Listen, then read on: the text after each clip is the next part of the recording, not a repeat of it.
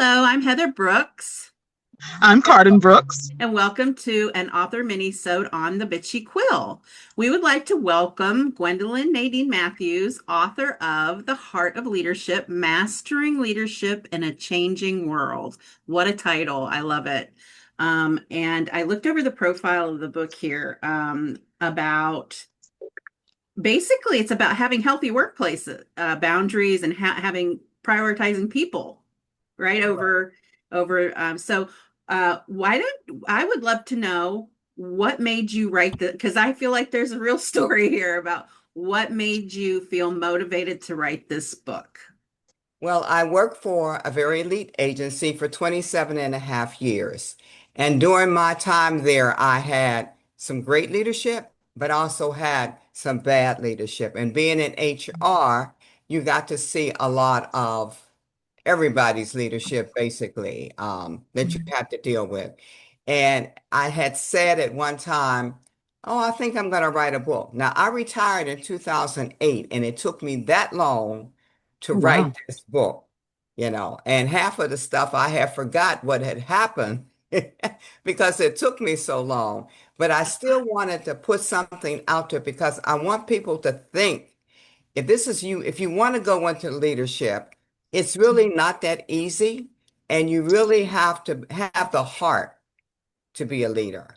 And a lot of people don't have the heart. They go into it for different reasons. So that is one of the reasons I wrote this book to put it out there to make people think about, is this something that I really want to do?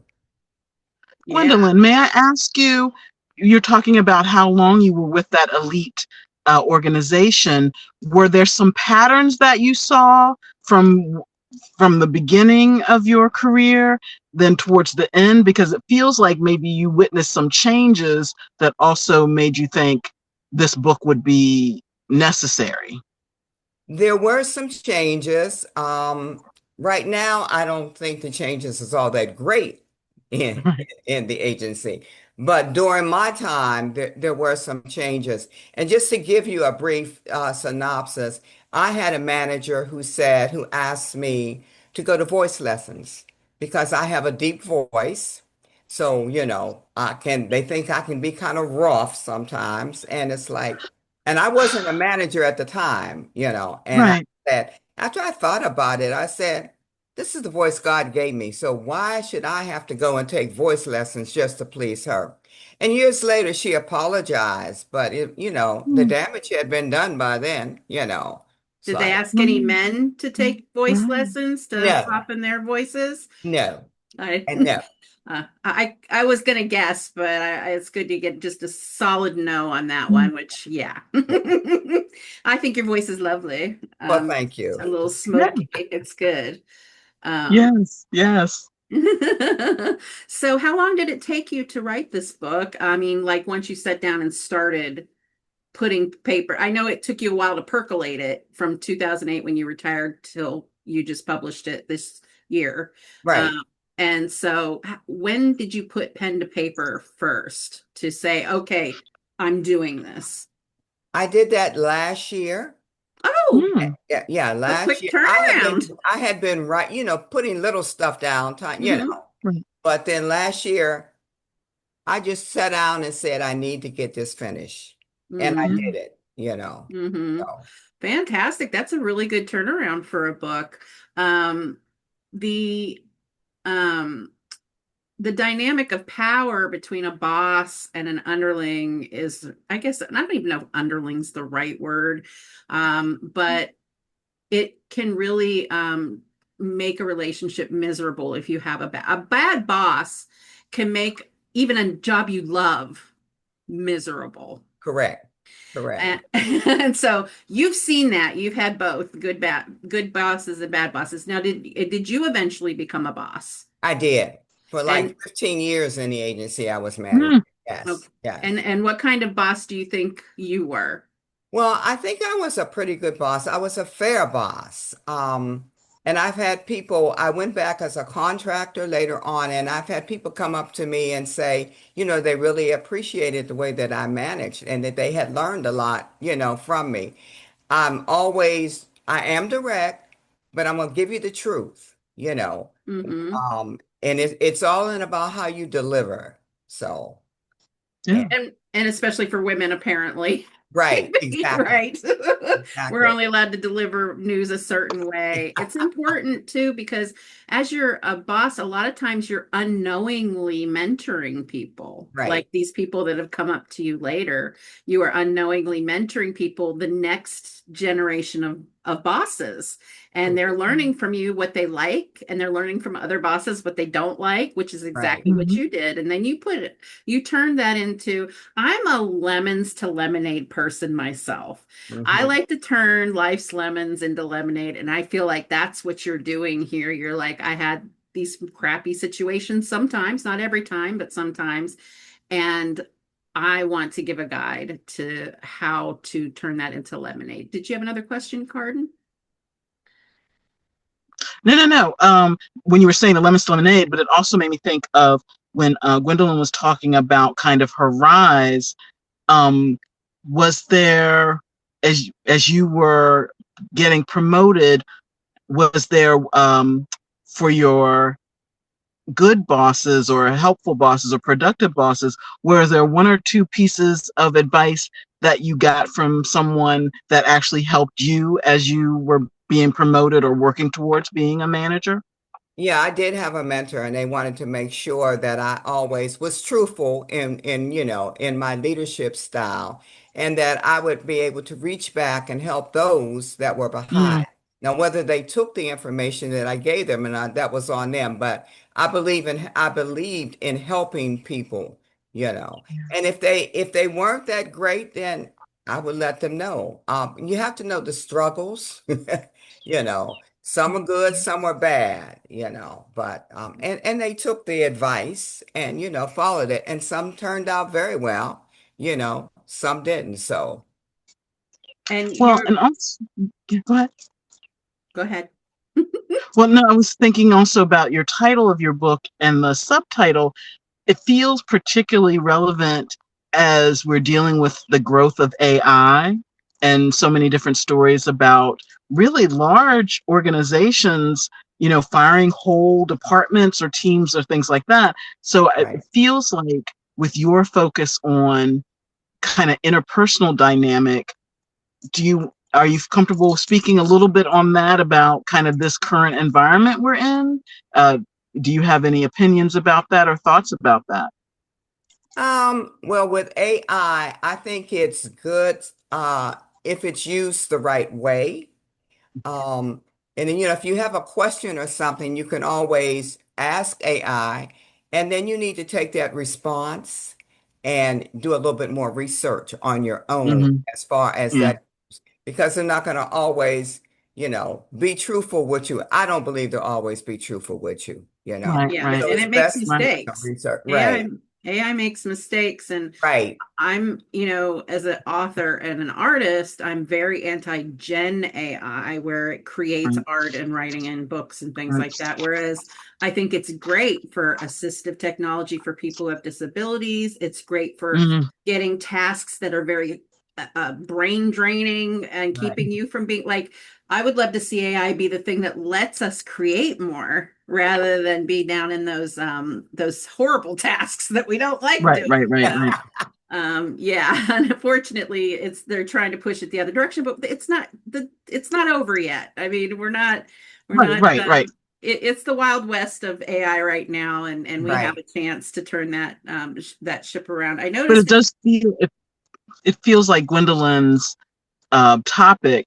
It just feels very timely, right? Because it feels like part of the reason when people use AI irresponsibly, a motivation seems to be we have too many people that don't know how to deal with human beings, Right, how to right. be interpersonal. So that's why your subtitle really stuck out for me, because I'm like, it feels like so timely that people need to understand how to interact with other people.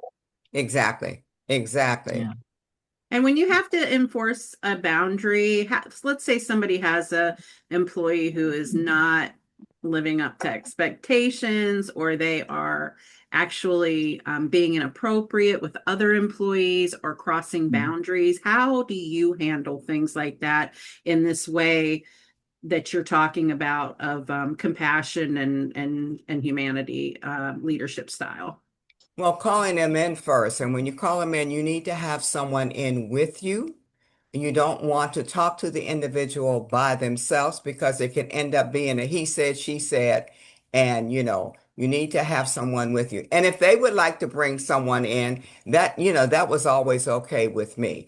But then I would tell them exactly what the issue was, what we need to do to improve the issue. You want to give the employee a chance to improve and, give them a timeline to improve.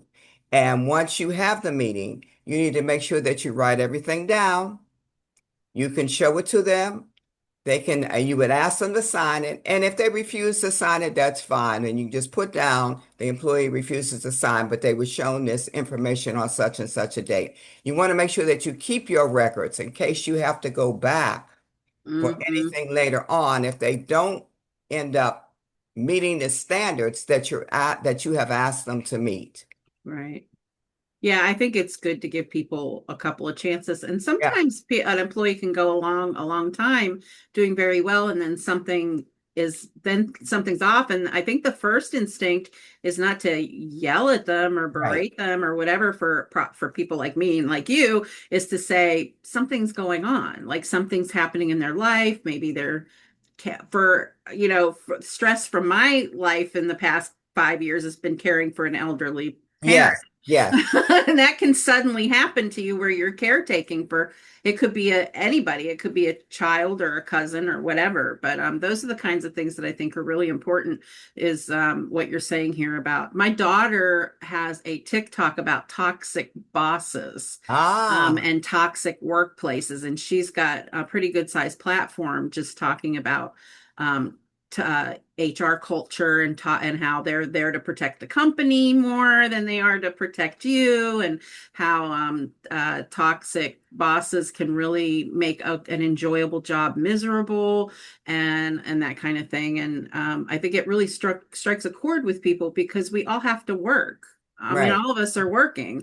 There's a very few of us who don't have to have a boss. Even if you have your own business, your boss is kind of your customer. So True. I think this could cross over to any kind of learning boundaries and how to communicate with people, it sounds like. So, And see, I believe that yes, HR is there to look out for your agency or for your corporation or whatever, but you also are there to look out for the employee. You have to be able to mesh the two together. Okay. You just cannot let the employee go and not protect them, especially if the corporation is incorrect. So yeah. then that's a conversation you're going to have with the corporation or the agency, So you've Mm-hmm. got to be able to work both sides of it. Mm-hmm. Yeah. Um, and let's see. Is this your first book ever? It is my first book ever. It may I be know. my last too. I don't know. Oh, well, well, there is it could be that we need even more of this kind of attitude, because it seems like we sure do. So, would you consider writing another book? And if you did, what topic would it be on? Well, I am thinking about it. And the topic I'm thinking about is what's for you is for you, and what's for me is for me. Because people tend to there's too much jealousy and envy and strife and everything in this world. And if something is meant for someone, give them their flowers while they're living and let them do what they need to do. That's for them. What God has in store for you is for you. So I'm thinking about that. So, I love that. It's sort of a straighten your fellow queen's crown kind of an attitude. But along those lines, as you're considering whether or not pursuing that second book, your first book, it feels like your timing is really good because it's graduation season. So many colleges are having commencement and whatnot, and it feels like it's a really good gift Oh for yeah. people launching into the workplace, but also even people already there considering maybe what they want to do differently or how they want to move forward in their career. So it feels like you've got a broad kind of potential readership there. Yeah, it Yes, would make a great graduation gift. It would also make a great gift for somebody who's getting promoted. right. Mm, True. And I went to, got my master's from American U. So mm, it was in personnel and human relations. So I have sent them an email asking them if they mhm. would consider the book, Yeah, in one of the yeah. classes. Now I have not heard back from them yet, so I'm going to Mhm. go send them another follow-up and Right, I just, was gonna say, yeah. right. All you have to do is say yes or no. I'm not begging Mhm. you, but it's just yes or Mhm. no. Simple as that. Right, It would right. be So, great if you could give talks and things like that at the right. library and at the university. Where can people buy your book and where can do you hang out online at all? If you do, where can they find you? I don't hang out online, but they can buy my book on Amazon. It is on Mhm. Amazon. I do have a book signing coming up this Friday at the library in Fredericksburg, Virginia. Oh, okay. Okay. On It's 1201 Caroline Street in Fredericksburg, Virginia. So I'll be there from 1 to 4 And is uh, that on Saturday? on Saturday. Yes, Okay, yes. gotcha. And if anyone is interested, they can just email me at Gwendolyn M238 at gmail.com and I'll get them the book. So, Okay, I'll try to get Okay, this so yeah. up ASAP so that people can get that information. okay, No, I appreciate it. just wanted to actually clearly say, so Saturday, May 23rd. Right, correct. Okay. Okay, all righty. And do you have a website? No, I don't have a website. I do need to get a website, but I don't have one Mhm. yet. Okay. That's okay. Um, The main, you've so got the main thing, which is the book. the book, you Right. got the book and you got a book signing. Yeah. That's a really good start. So if you need to reach out to the author, you can reach out through her email, which she's just said, and I will put down in the information below so that you can contact her if you have any questions. And I'm sure it's listed on the Fredericksburg Library website Yeah. Oh, Yes. as probably well. most likely. But yeah, and if you do at some point get an Instagram or a website or a Facebook page, please let us know and we will add that information I will uh, do that. below too. Okay. Okay. We really appreciate having you on. Please look for Gwendolyn's book on Amazon or go visit her at one of her events. I'm sure there will be more to come, but if you can, this Saturday in Fredericksburg, and we'll put that information below, and hopefully I will get this up by tomorrow night so that that's available to see and to share. And thank you so much. We really appreciate you coming on the show and talking to us about your book. It was a delight to meet you, and you just have such an amazing outlook, and I appreciate it as a lemons to lemonade person. I appreciate it. And I do hope you wrote, once you get through this process Right. of marketing this book and talking about this book, I hope you do take notes and maybe make that other book because I think it's the kind of energy that we need right now moving into the Yes. next phase of society that we're moving into. So I appreciate it. Thank you Well, so thank you very much. much for having me. I appreciate it. It's been Um, nice to Thank meet you thank again. This has been a pleasure. you. Yes. Yes. Um, thank you for joining us on the Bitchy Quill. Please look for more episodes where we discuss publishing from a feminist perspective and our guest minisodes here on YouTube. If you'd like to be a guest on the Bitchy Quill, please email us at the rightwomenbookfest@gmail.com. And again, I will put that info below so you don't have to remember it when the end of the video ends. So thank you. Bye-bye. Bye.